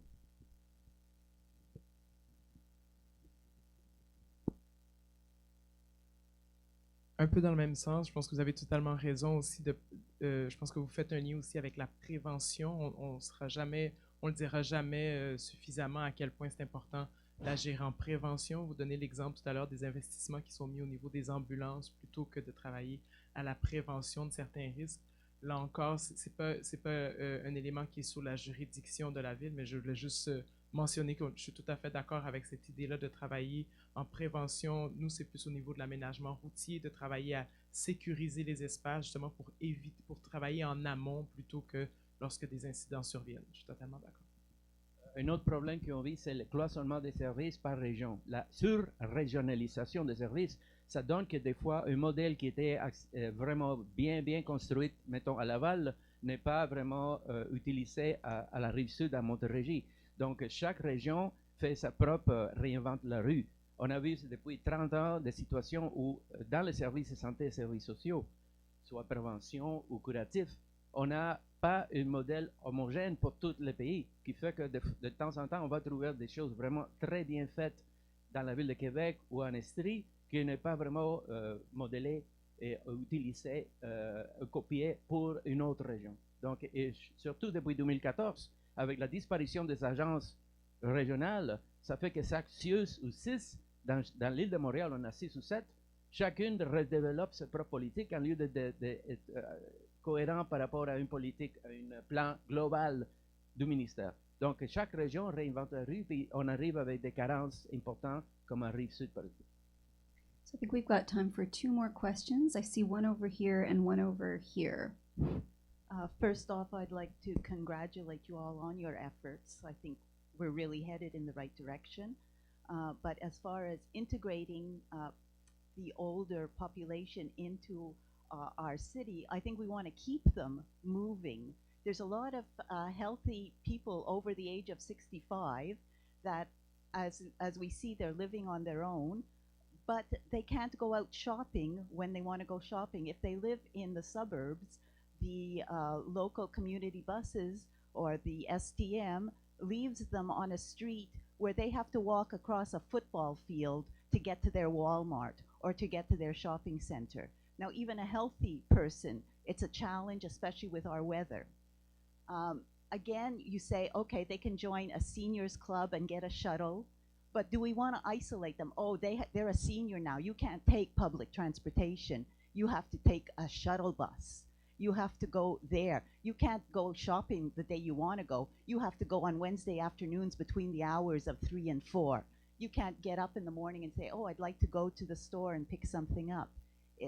Is anybody looking at this issue? Because I think as the population ages, we can't just be finding shuttle buses and isolating these people. We have to adapt to it. And is anything being done?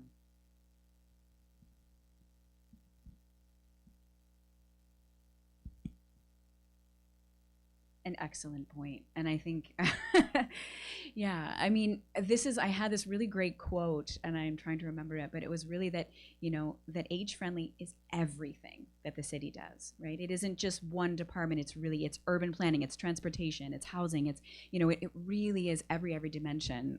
It's public transit, but it's also transit stops, where they're located, what that neighborhood looks like. So I think in many ways it requires like an age-friendly lens, kind of an intersectional age-friendly lens that's really applied to everything the city does. I mean, even in the case of Toronto too, I'm thinking about garbage collection, having, requiring people to kind of bring their garbage out to the curb. In a city like Toronto also, snow removal on sidewalks is not part of the city's requirements as well. So it's little things like that in terms of, but they're huge things, right? This is about everyday life and getting out in everyday life. And I think that's really what we need to think about, is that kind of a lens that really is applied to every department.